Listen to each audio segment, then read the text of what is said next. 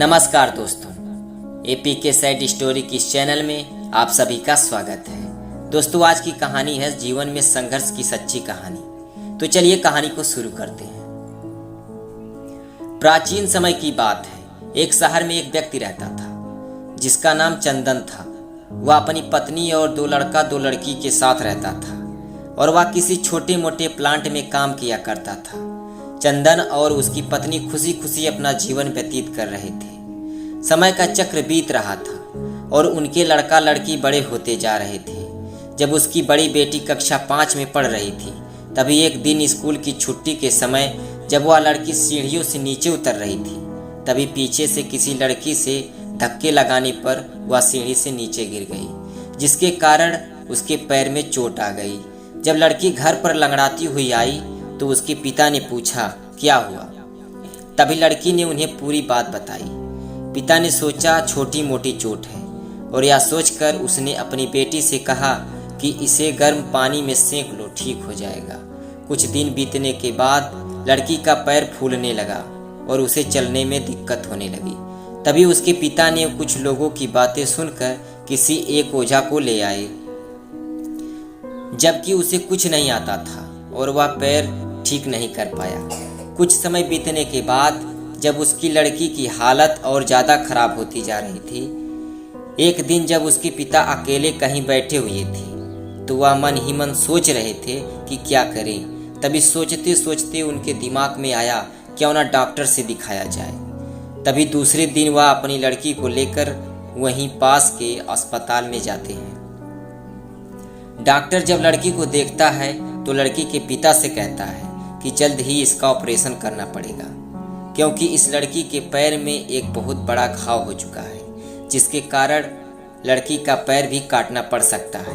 पिता डॉक्टर से पूछता है कि ऑपरेशन में कितने पैसे लगेंगे। तभी डॉक्टर कहता है 40,000 रुपये लगेंगे।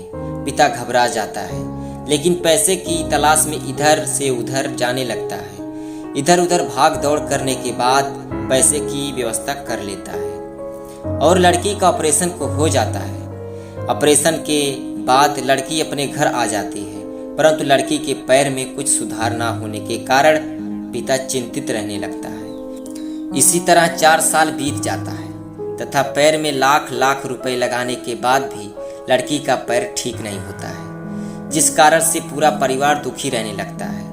कुछ समय बीतने के बाद लड़की का विवाह हो गया और लड़की के जीवन में खुशहाली आ गई। पिता सोचता है कि अब सब कुछ ठीक हो गया है, संघर्षों का दौर खत्म हो गया, परंतु किस्मत को कुछ और ही मंजूर था। एक दिन जब वह बाजार जा रहा था, तभी पीछे से किसी ट्रक के द्वारा उसका एक्सीडेंट हो गया, जिसके कारण उसके सर में गंभीर चोट आई। चंदन 1 महीने तक बिस्तर पर ही रहा। 1 महीने के बाद ठीक होने पर वह सोचा कि अब सब कुछ ठीक हो जाएगा। तभी उसकी पत्नी का स्वास्थ्य खराब होने लगा और वह बीमार पड़ गई। यहाँ वहाँ छोटे डॉक्टरों को दिखाने के बाद तबीयत और बिगड़ गई, जिसके कारण उन्हें वाराणसी के बीएचयू अस्पताल में ले जाना पड़ा। वहाँ जाकर पता चला कि उसकी पत्नी के पेट में गंभीर बीमारी हो गई है, परंतु चंदन को यह विश्वास था कि उसकी पत्नी ठीक हो जाएगी और चंदन इसी विश्वास के साथ अपनी पत्नी को हमेशा वाराणसी के अस्पताल में ले जाने लगा। कुछ समय बीतने के बाद पत्नी के तबीयत में सुधार आने लगी। चंदन सोचा कि अब सब कुछ ठीक हो जाएगा। एक बार जब वह अपनी पत्नी को वाराणसी के अस्पताल में ले गया, डॉक्टर ने सभी रिपोर्ट को देखते हुए कहा सब कुछ ठीक है। चंदन बहुत ही खुश हुआ और वह अपनी पत्नी के साथ अपने शहर वापस आ गया। अगली सुबह सब कुछ ठीक था। चंदन का बड़ा और छोटा बेटा दोनों स्कूल चले गए और चंदन अपने काम पर चला गया।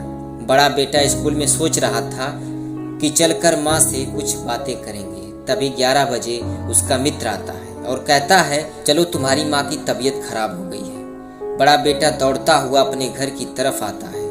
तब तक बहुत देर हो गई होती है। उसकी माँ की मृत्यु हो चुकी होती है। बेटा माँ को देखते ही फूट फूट कर रोने लगता है और वह अपनी माँ का अंतिम संस्कार करता है। 1 साल तक पूरा परिवार दुखी ही रहता है।